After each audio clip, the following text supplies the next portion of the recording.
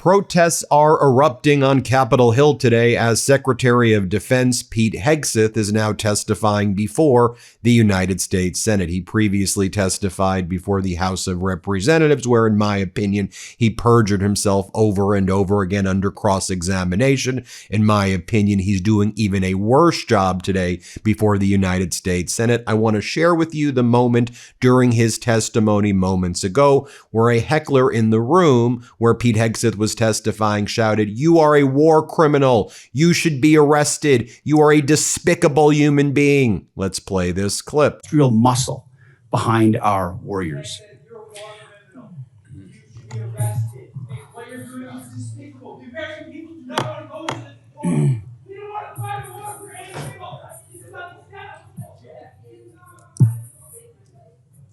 Further interruptions of our hearing will be treated in like manner. We appreciate. Then, as Pete Hegseth was heading to the room to testify, there were also protesters shouting, "War criminal, war criminal." I'll just share with you a small clip of that. Let's play this clip. You should be disgusted with yourself. You need to be arrested. Why did you order the bombing? Why did you order the bombing? Now, before his testimony, Pete Hegseth was posting weird AI cartoon images of Franklin the Turtle, and he wrote, "Franklin testifies before Congress." No, actually, war criminal testifies before Congress is what it should be called.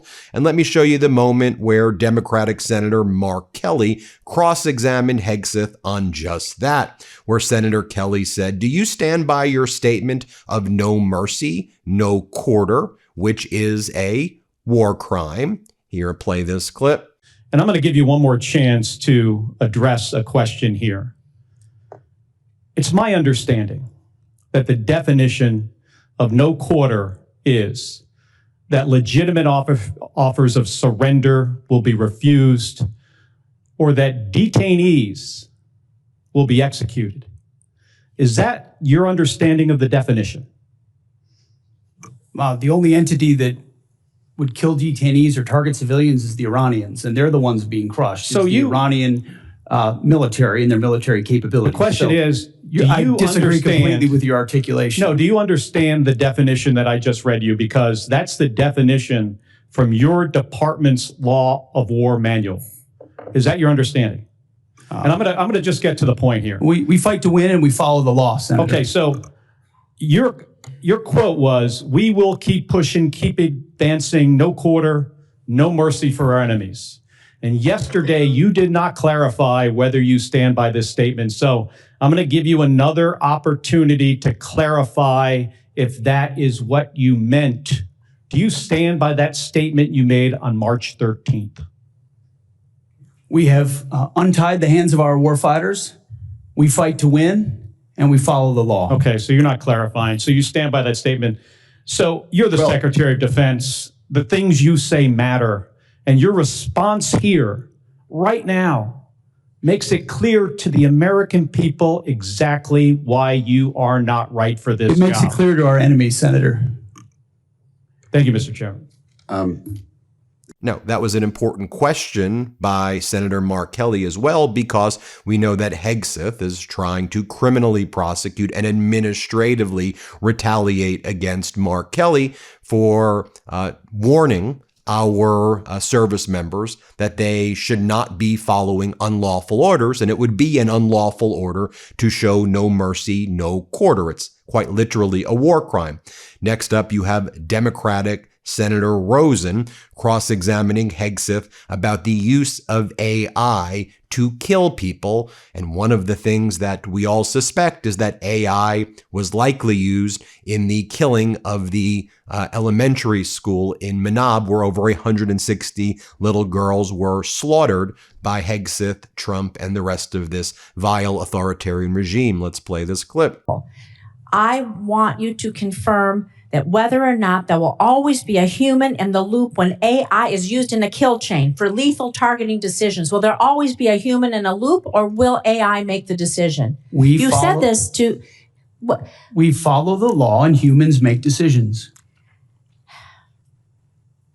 So you will confirm what you said to Senator Rounds, that a human will always be in the loop when AI is used. Which is why that's part of our terms of service anyway.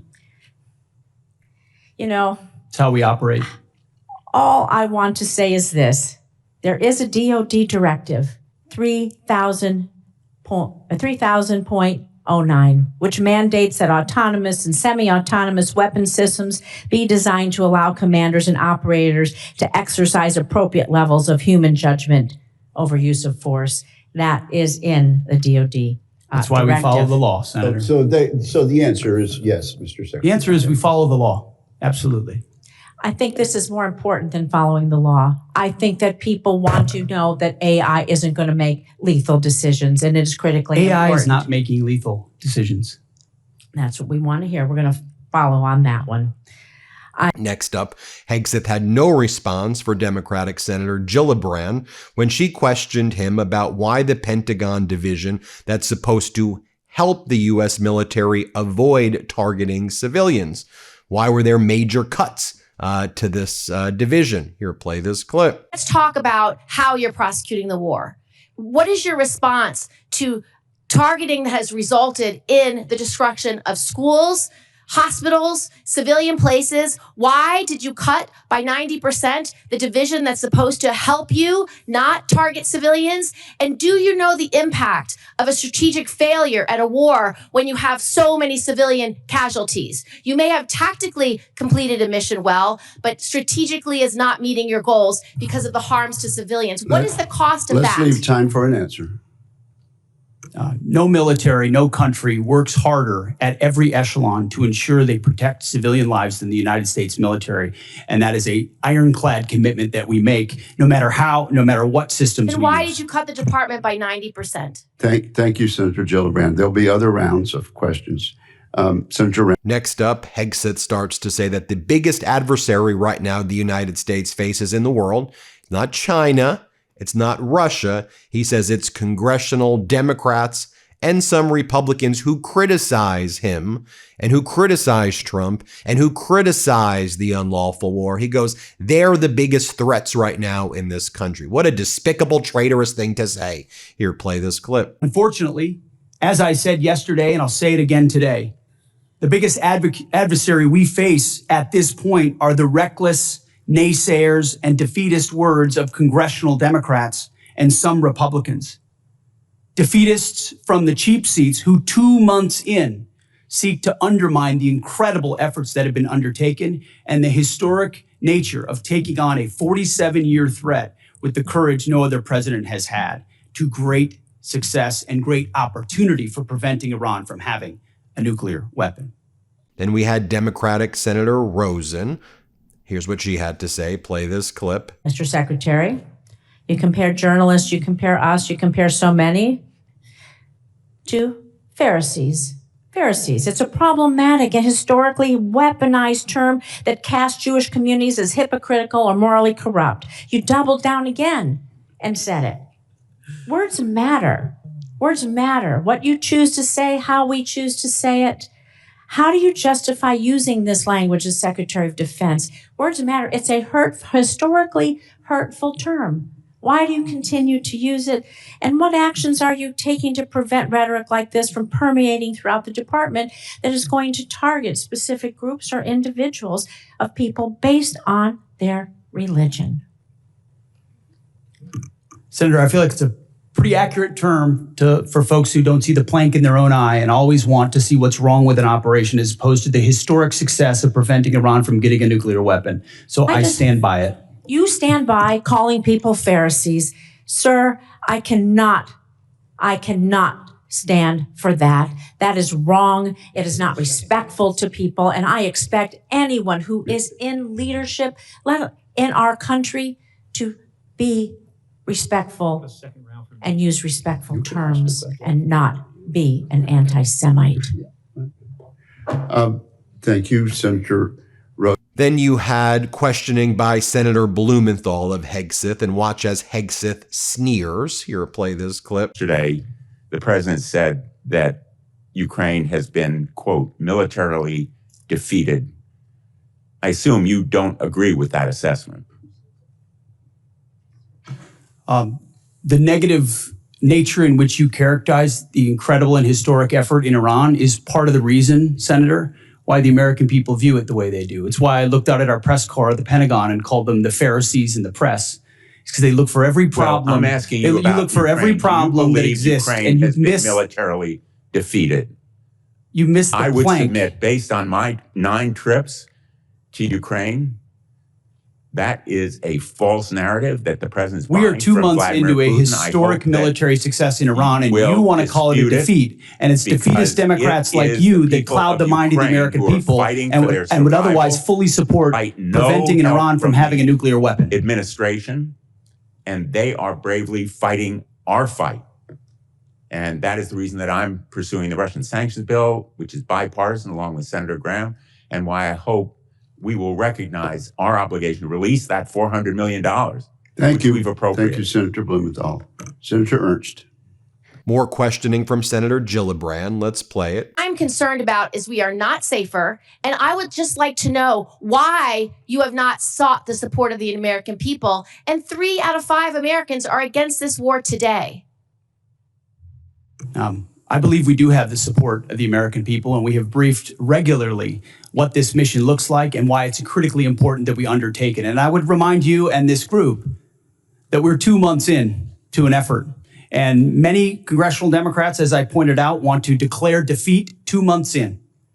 Iraq took how many years? Afghanistan took how many years? And they were nebulous missions that people went along with. This is different. This is a defined mission set that we have had great success in pursuing against a determined enemy who seeks nuclear weapons. And I'm proud of the opportunity to remind the American people, because they believe in it as well, that they can't have it. You don't care whether When the American people support this war. the American people are quite smart. They understand and see through spin. They know that a regime that says death to America, that seeks nuclear weapons and the ability to deliver. Did they lie about the range of their missiles? How much Because I saw a 4,000 kilometer How much more will you missile ask the get American shot people at to pay for this war? Diego right Garcia. now, do you want it $1 billion a day? Do you want $2 billion a day? You're asking for $200 billion more to fund this war and to make sure we have. We didn't ask for $200 billion. I don't know where you got that number from, Senator. I think you got it from the news, which you should be careful what you read in the news. Okay, Mr. And we had some good cross-examination from Senator Reid. I'll show you this moment.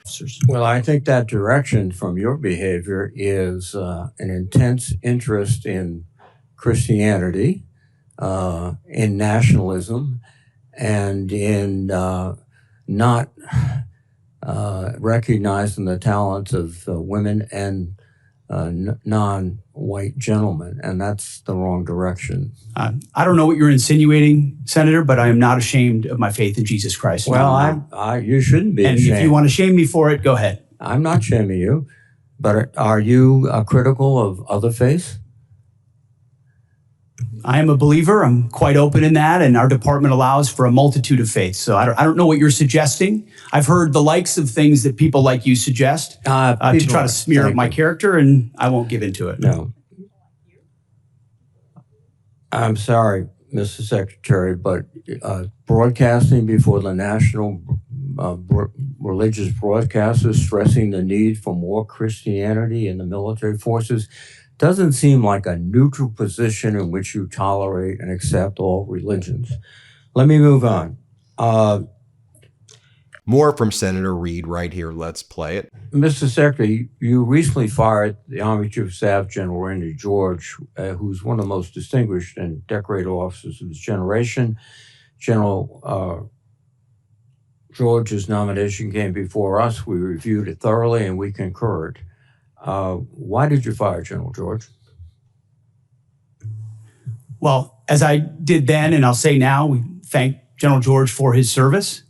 And out of respect to him and other officers, we never talk about the nature of why certain officers are asked to step down. But we all serve at the pleasure of the president. And ultimately, my view in coming into this department, as I stated in my confirmation hearing, was to change the culture of the department.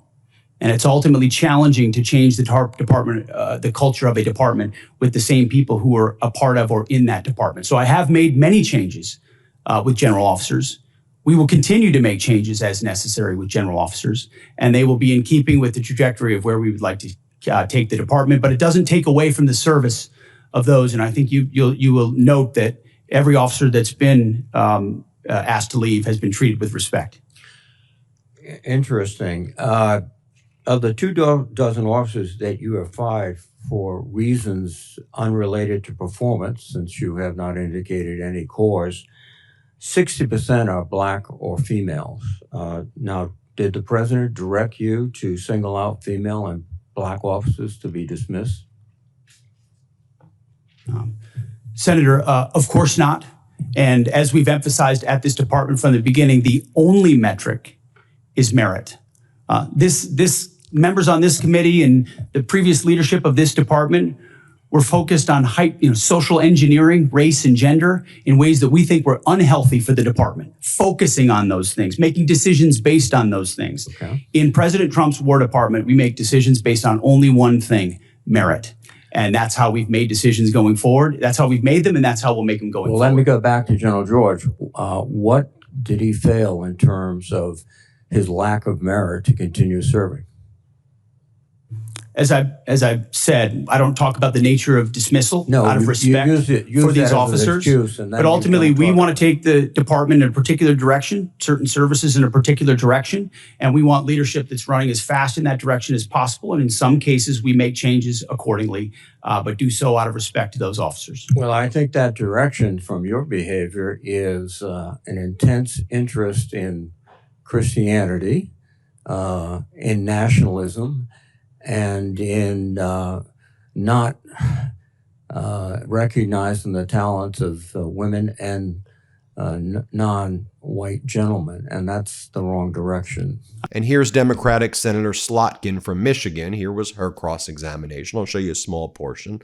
Let's play this clip. Secretary Hegseth, if the president, who regrets not signing that executive order to the then SecDef in 2020, asks you to seize ballots or voting machines in states during the 2026 election, will you stand up for the Constitution and say no, or will you salute and do his bidding?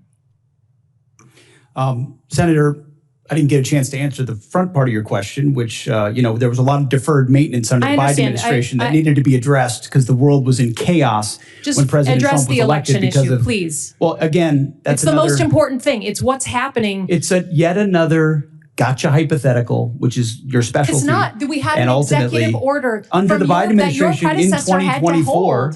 It's not a hypothetical. I refuse to accept. You give that answer all the time. You and I have done this dance before. Get over it, okay? In 2020, he's the president, your boss, the guy you're performing for right now, told the journalists this year that he wished he signed that executive order to your predecessor. And your predecessor said publicly, thank God, we didn't actually go forward with it. What are you going to do? You're the guy here in the seat. It's not hypothetical. Tell the American people, will you deploy the uniformed military to our polls to collect voter rolls or machines?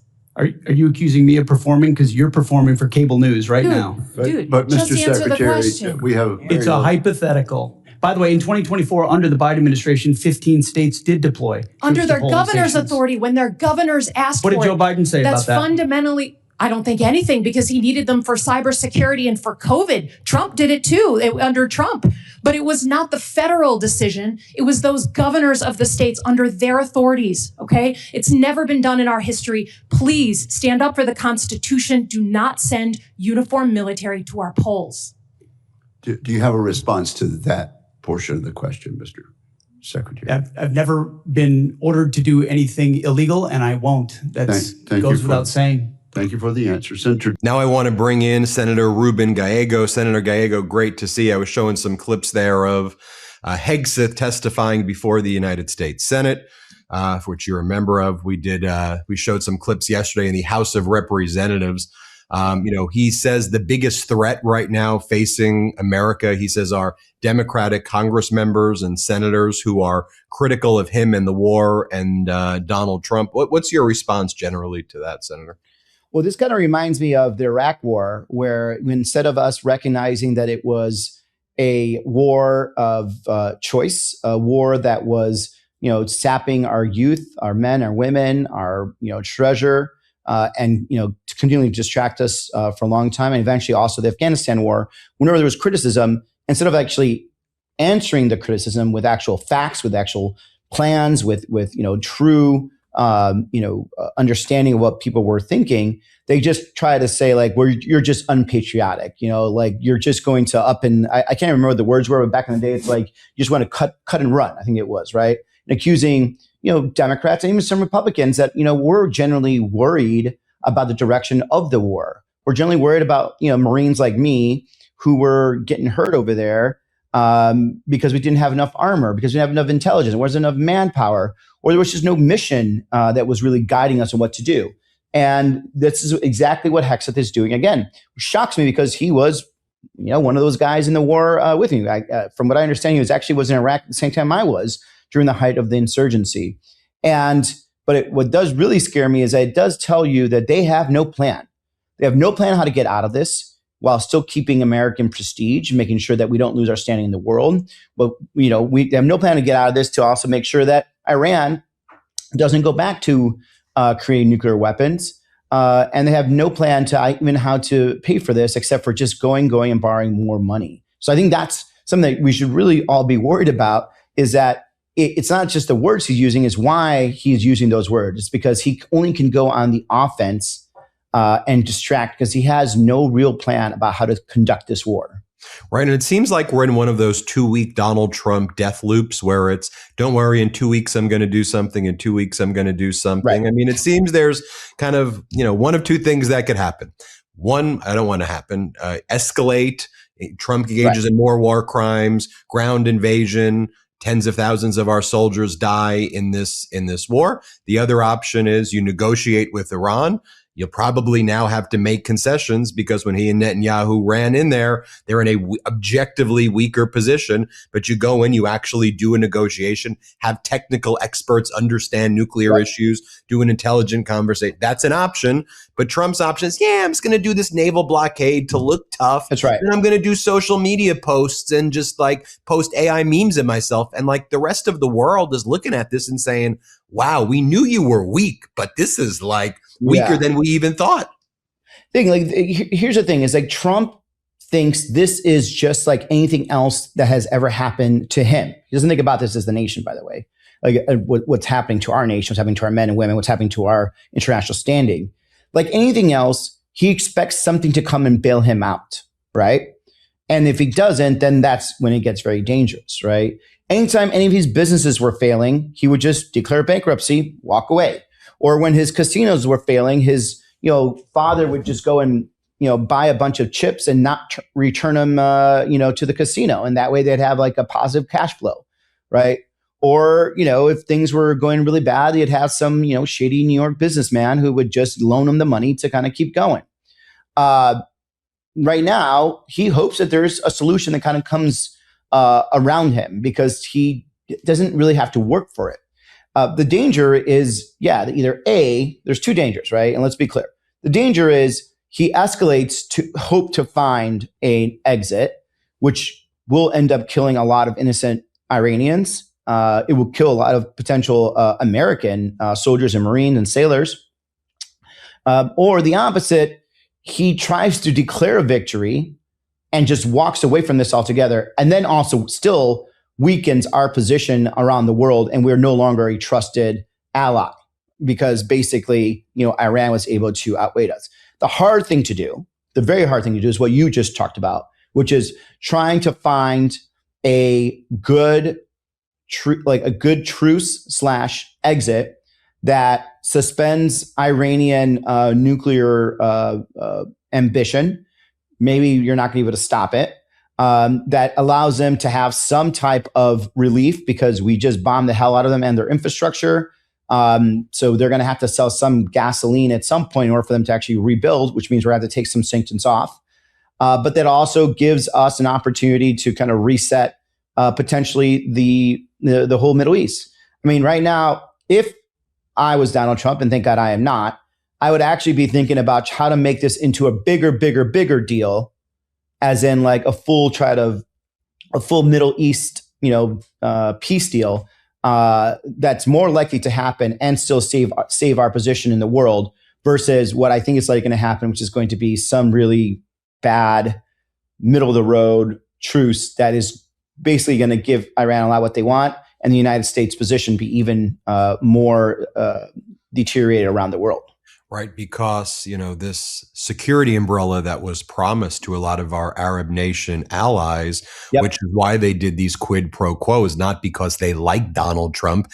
Any United States president, if they wanted to, could extract favors based on the perceived security umbrella that exists. It's just violations of the emolument clause and illegal, so they wouldn't. But to see the security umbrella fall there, to now see that we transferred all of these weapons, or THAAD and Patriots, from South Korea and other places in Asia and Eastern Europe to the Middle East. And so the security umbrella that exists in Asia, that was a big priority of Obama and Biden, that's kind of out the window. So the idea, though, of the bigger deal is, can the United States now even be an arbiter of anything internationally when its standing has been so decayed by, the thing is, like, we could be, but then you also have to deal with the internal politics of Netanyahu, the Israeli government, and Donald Trump, because the only kind of bigger Middle East deal is going to have to involve Israel, and it's going to have to involve countries that are part of the Abraham Accords, who hate Iran just as much as Israel does. And so this is a very difficult thing that requires a lot of hard work, a lot of negotiations. You have to, cajole your allies. You have to push your allies. You have to essentially bribe your allies, all three of those things, in order to get that. And if not, you're going to end up creating a big foreign policy vacuum that's going to be filled by China, right? And from Kuwait all the way to the coast of the South China Sea, you're going to have the Chinese really have moved the United States out of primary position as the friend of choice, and we're going to potentially also see a lot of our Indo-Pacific allies, like you just talked about, that are just going to be like, you know what, I don't really trust you guys anymore. I'm going to cut my side deal with China now, because that's the only way I could guarantee my sovereignty. And it's if that happens, it's not just an issue of like, oh, we are no longer a superpower. I think it really starts affecting everything we understand about our alliances, about the economics of that. That's when people stop using the dollar as a reserve dollar, and it really degrades our economic position abroad, but also at home.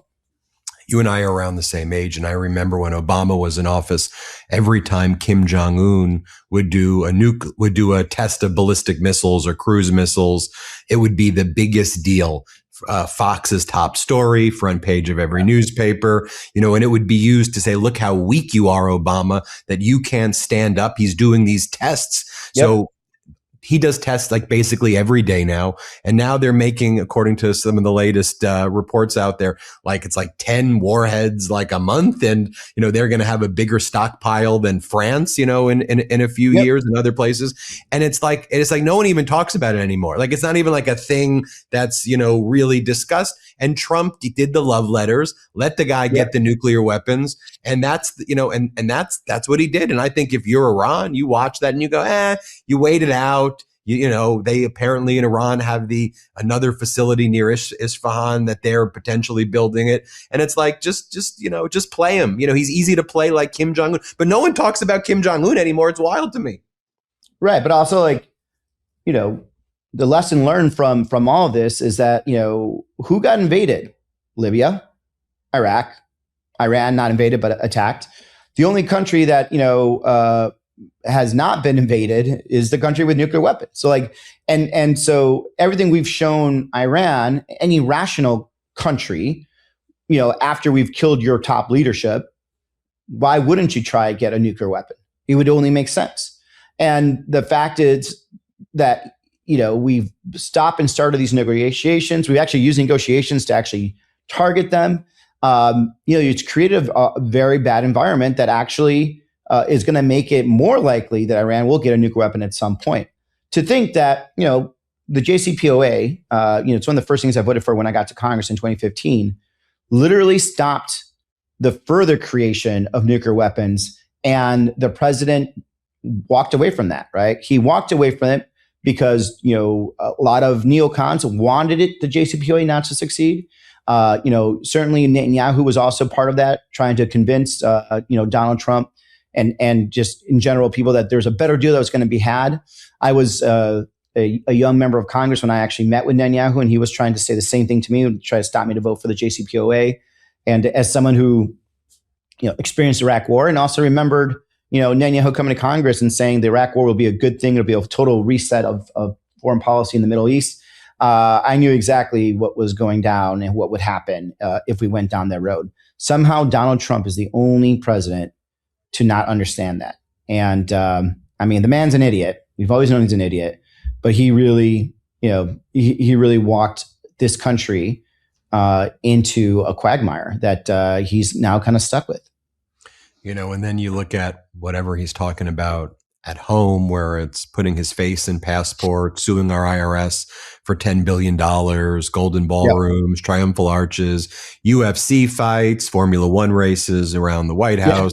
All of these things, and the American people are just like, what are you doing? You're whipping away healthcare from us, and the American people feel poor and they feel abandoned. That's what the sense is really not. They're frustrated that and I think that actually they would be a little better knowing that he was at least trying. But what they see is what you're talking about. It's like distraction, but nothing about me, nothing about how my family is feeling right now. You care about Venezuela and you could call it a successful mission, but yet gasoline prices are still expensive, right? You now have made even more expensive because of Iran, and we don't know how this ends, where it ends, right? Housing is still really expensive, right? Interest rates are really high. All these things that he needs to be focusing on, and he's just not even talking about it. He's not even really fighting for these people that put their, that voted for this man because they were feeling so economically hurt and literally feeling poor. And now, he's doing everything but trying to help them. And I think that's really going to hurt come election time. Finally, you and I, for the past 2.5 years, have been talking about Latino voters. This was a major red flag that you raised heading into the 2024 election. Yeah. You and I then started talking about the patterns that you saw shifting. Then we saw some major and significant shifts the last time you and I chatted, and that was about 4 or 5 months ago. So where do things stand now, Senator? Well, I think I think we're going to go back to potential 2018 numbers, or even maybe Hillary Clinton numbers of 2016, which are very, very high. And I think people kind of mistake that somehow Secretary Clinton did not do well with Latino Democrats for a couple of reasons. Number one, the economy is really not doing well, especially in Latino communities. Much like the Black community, Latinos are first to fire and last to hire. And when there's any type of problem, if interest rates are too high for the rest of the country, they're really high for Latinos, right? If it's hard to buy a home, it's really hard for Latino to buy a home, right? So it gets compounded. We're the canary in the coal mine, basically. What they're feeling right now is just real economic pressure, real sense of poverty that they're not able to work their way out of, right? And especially the males, the men, and those with kids are really frustrated.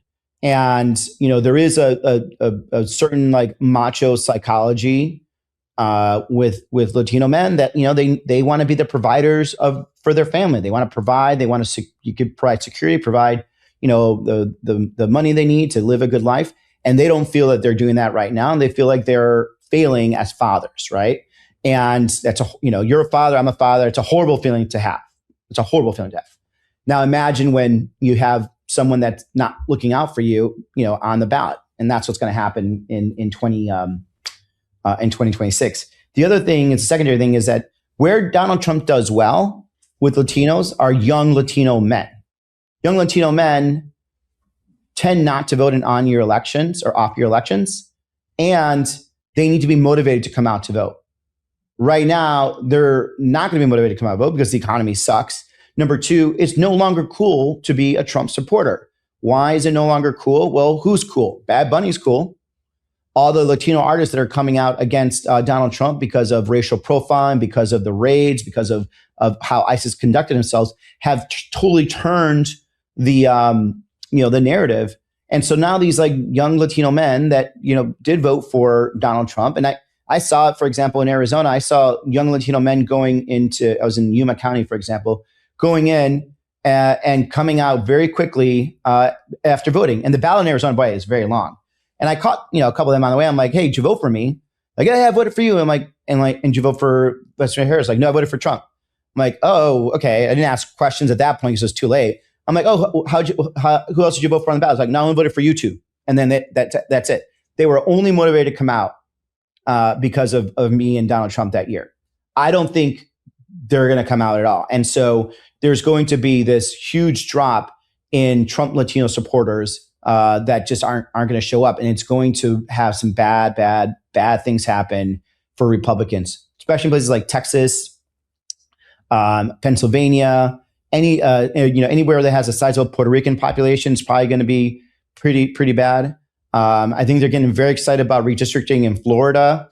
I would be, if I was a Republican member of Congress, I would be very scared how they draw those lines. Because if you bring in a lot of Latinos and you're expecting Latinos to hit 2024 Trump numbers, I think you're going to be in for a rude awakening. Maybe the Cubans will stick with you, but that's not what I've seen so far. Cubans are the only Cuban Americans are the ones that really, I think, will stick Republican. But from the campaigning I've done in Florida, most Latinos are running away from Donald Trump, and they're going to the people that are on the ballot are the ones that end up having to pay for it. Senator Gallego, thanks for joining us. Thanks, man. I mean, on time. Everybody hit subscribe. Let's get to 7 million subscribers. Want to stay plugged in? Become a subscriber to our Substack at MeidasPlus.com. You'll get daily recaps from Ron Filipkowski, ad-free episodes of our podcast, and more exclusive content only available at MeidasPlus.com.